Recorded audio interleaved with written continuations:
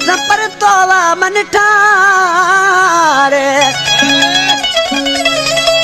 वरी न साके वेड़ायो मस पर तोवा मन ठार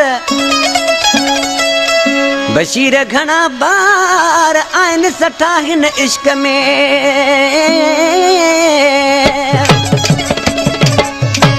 ही बशीर ब्रोही जो दोहिड़ो आ जेको अर्जमंद ब्रो जो भाई है सैदपुर खां आशिक़ माण्हू ॾिसी जॾहिं खां किन सालनि खां विछड़ियल हुजे पंहिंजो महबूब जुदा थियल हुजे अल गुलचांडिया वरी मसां अची परता ॿ माण्हू ठहियल हूंदा आहिनि त ॿियो वरी चमचो सड़ंदो आहे त हिननि खे कीअं आऊं वेढ़ायां आशिक़ ॾिसी ऐं छा पियो चए ओ फिटायो असांखे न विढ़ी यार थियासीं फिटायो असांखे न विढ़ी यार थियासीं लुटल हुआसीं हिके ॿिए खां मस परतासीं फिटायो असांखे न विढ़ी यार थियासीं ओ लुटल हुआसीं हिके ॿिए खां मस परतासीं फिटायो असांखे न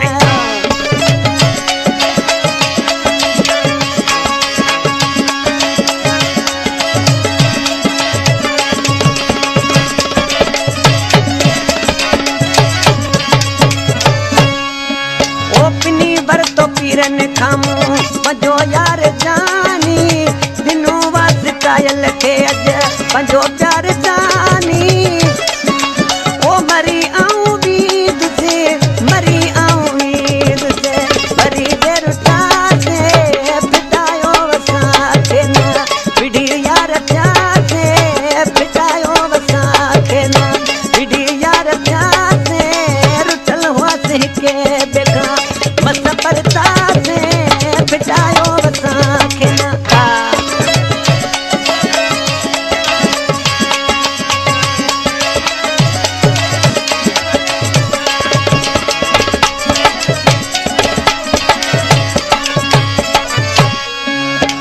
बिछोड़ दुहाणे छलन लगन हवाऊं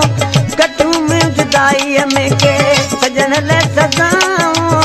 हाणे रब न देखारी दो हाणे रब न देखारी दो घणा दुख ॾिठासीं फिटायो असांखे न विढ़ी यार थियासीं फिटायो असांखे न विढ़ी यार थियासीं रुठल हुआसीं हिके ॿिए खां मस परतासीं फिटायो असांखे न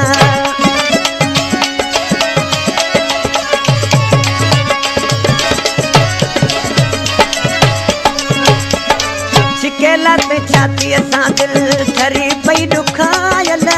मकरानी आया ॾाढो दिल बरस पातल मकरानी आया ॾाढो दिल बरस पातल सुमर सूर सारा सुमर सूर सारा सारा चलियासीं फिटायो असांखे न विढ़ी यार थियासीं फिटायो असांखे न विढ़ी यार थियासीं रुठल हुआसीं हिके ॿिए खां मस परतासीं